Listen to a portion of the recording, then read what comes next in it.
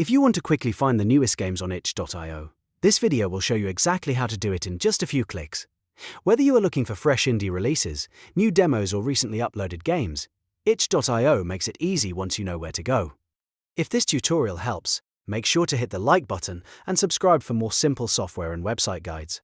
Let's jump in. First, open your browser and go to the itch.io website. Once the homepage loads, look at the top menu bar. You'll see several options across the top of the site. Now click on Browse. This takes you to the browsing section, where itch.io organizes different types of content, including games, jam entries, assets, and more. After that, look for the most recent option. Click Most Recent, and itch.io will immediately show you the newest games and uploads available on the platform.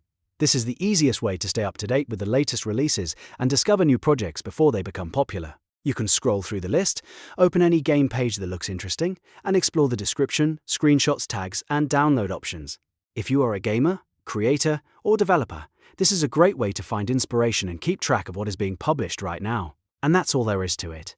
In just a few steps, you can view the most recent games on itch.io anytime you want.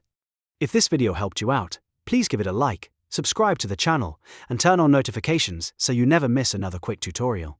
Thanks for watching, and I'll see you in the next one.